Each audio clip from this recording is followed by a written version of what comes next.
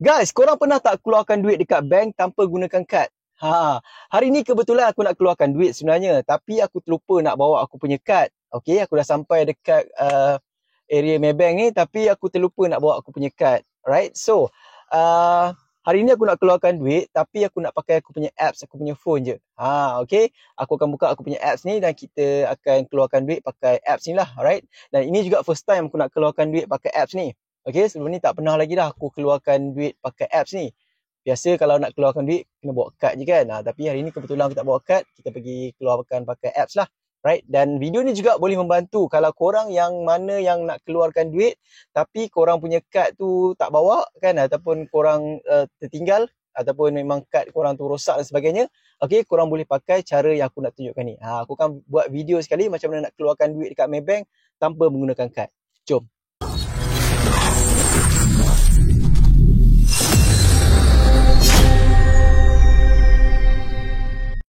Okey, aku dah sampai depan Maybank ni dan aku harapkan dalam tu nanti tak ramai lah orang yang beratur nak ambil duit. Right, so sebelum kita nak keluarkan duit ni guys, kita kena buka dulu kita punya apps dan kita kena setting dululah dekat sini. Okey, cara ni guys, korang pergi dekat view all tu dan dekat sini korang slide dekat tepi dan dekat bahagian bawah sekali tu ada ATM cash out. Tekan dekat situ. Kemudian tunggu sekejap. Okey, dekat sini kita kena start masukkan kita punya password lah, ataupun kita punya pin nombor dulu. Okey, biasa sebelum kita nak login kita punya apps tu kan kena masuk pin kan. So kita masukkan 6 digit pin nombor tu dulu. Okey, tunggu sampai apps ni buka.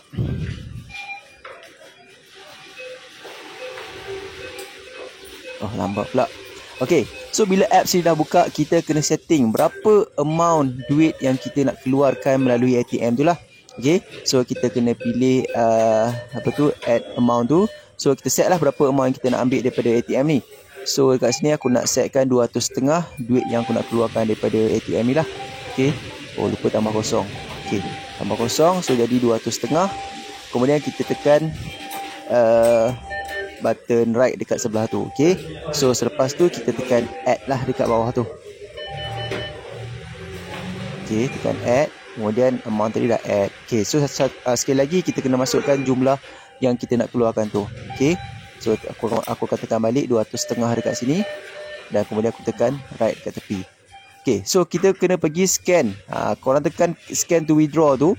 Okay, dan kemudian kita kena scan pakai barcode yang ada dekat ATM tu. Okay, sebelah kanan tu ada barcode. Kita scan pakai kita punya phone dekat barcode tu. Okay, tunggu sekejap.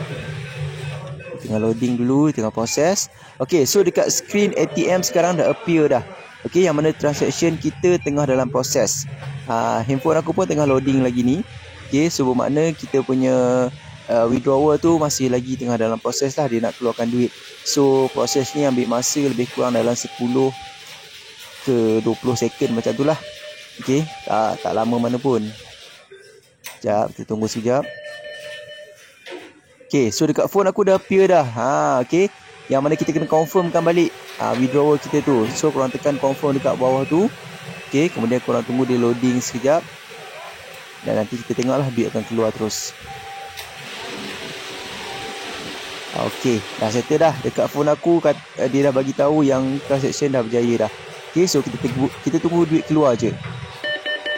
Tu dia, duit dah keluar dah dekat bawah tu guys. Aku tak pakai kad pun hari ni.